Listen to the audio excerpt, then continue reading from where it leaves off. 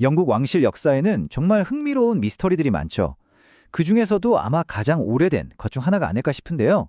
바로 엘리자베스 1세 여왕에게 혹시 비밀스러운 이복자매가 있었다면 어떨까요? 오늘 이 튜더 왕가의 가장 깊숙한 비밀을 한번 들여다보겠습니다. 이 이야기의 바로 중심에 서 있는 인물, 바로 캐서린 캐리입니다. 그녀는 엘리자베스 1세 여왕의 침실 시녀장이었는데요. 이건 그냥 시녀가 아니라 여왕의 가장 가까운 곳에서 모든 걸 함께 했던 말 그대로 최측근이었다는 뜻입니다. 공식적으로 두 사람은 아주 가까운 친척이었어요. 캐서린의 어머니가 메리 불린, 그리고 엘리자베스 여왕의 어머니가 바로 그 유명한 앤 불린이니까요.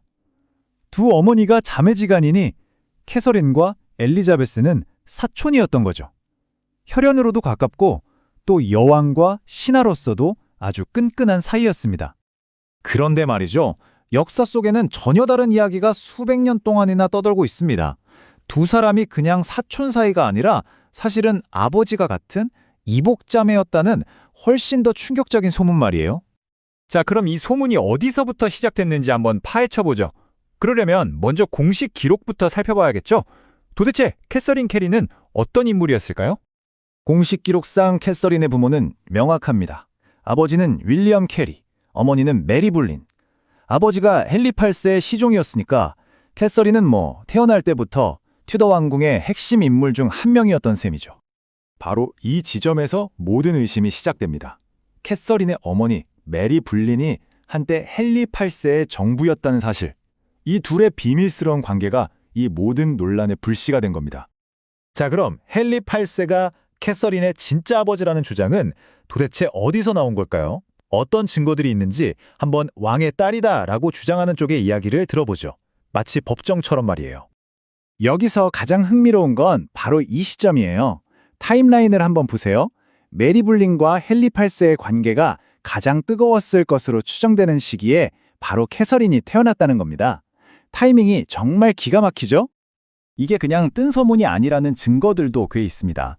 헨리 8세 본인이 앤 불린과 결혼하려고 교황에게 허락을 구할 때 사실 내가 그 여자의 언니랑도 관계를 맺었다고 실토했거든요.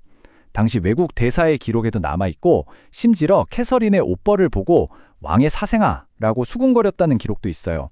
게다가 왕이 캐서린의 법적 아버지인 윌리엄 캐리에게 어마어마한 토지와 선물을 줬는데 이게 과연 그냥 호의였을까요? 와, 이 정도면 거의 확실한 거 아니냐고요? 글쎄요, 역사는 그렇게 간단하지가 않죠. 이제 반대쪽, 즉 신하의 딸이다라고 주장하는 쪽에 반박을 한번 들어보겠습니다. 반대 측의 핵심 주장은 아주 간단 명료합니다. 지금까지 나온 증거들, 그거 다 정황 증거 아니냐는 거죠. 헨리 8세가 캐서린은 내 딸이다 라고 인정한 직접적인 증거, 이른바 스모킹건이 단 하나도 없다는 겁니다. 아까 그 막대한 하사품 얘기도 다시 한번 볼까요? 이걸 보면 같은 증거를 두고 얼마나 다르게 해석할 수 있는지 알 수 있어요. 한쪽에선 왕의 아이를 키워주는 대가, 즉 입막음용이었다고 보지만 다른 쪽에선 그저 왕이 아끼는 신하에게 선물을 준 것뿐이라고 말합니다. 당시엔 흔한 일이었다면서요. 그리고 가장 결정적인 건 헨리 8세가 평생 단 한 번도 캐서린이나 그녀의 오빠를 자기 자식이라고 인정한 적이 없다는 거예요. 헨리 8세는 다른 사생아, 헨리 피츠로이는 당당하게 아들로 인정했거든요. 이건 정말 큰 차이죠. 불륜이 정확히 언제 시작해서 언제 끝났는지도 모르고 어쩌면 이 모든 게 헨리의 첫 번째 왕비를 지지하던 사람들이 퍼뜨린 악의적인 소문일 수도 있다는 주장도 있습니다.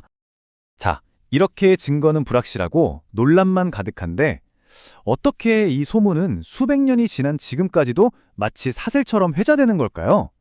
이제부터는 허구가 어떻게 역사가 되어가는지 그 과정을 한번 따라가 보겠습니다. 가십과 소문은 거의 항상 악의적이고 해롭다 이 말처럼 일단 한번 퍼지기 시작한 소문은 걷잡을 수가 없죠. 튜더 왕궁에서 시작된 이 작은 가십이 오늘날 우리에게까지 영향을 미치고 있는 걸 보면 정말 실감이 납니다. 결국 역사가 명확한 증거를 남기지 못한 이 빈틈이 문제였습니다. 이 공백은 소설가들에게는 아주 매력적인 상상력의 무대가 됐거든요.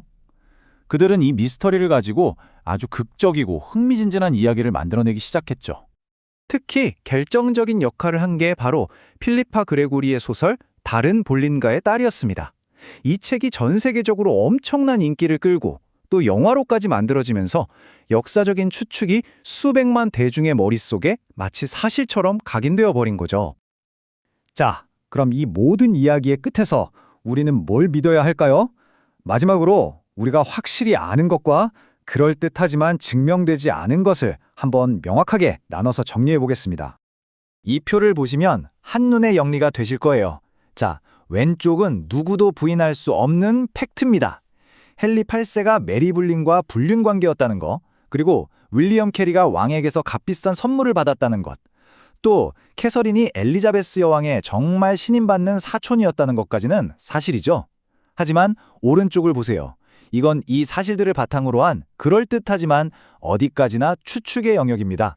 그 불륜으로 아이가 태어났을 거라는 생각, 그 선물들이 사실은 입막음용이었다는 주장, 그리고 그 둘의 관계가 사실은 자매였기 때문이라는 믿음까지요. 결국 캐서린 캐리의 진짜 아버지가 누구인지는 아마 영원히 풀리지 않는 미스터리로 담을 겁니다. 그리고 이 이야기는 우리에게 이런 질문을 던지는 것 같아요. 확실한 증거가 없을 때 사람들은 진실보다는 더 매력적이고 더 극적인 이야기를 역사로 기억하게 되는 건 아닐까요?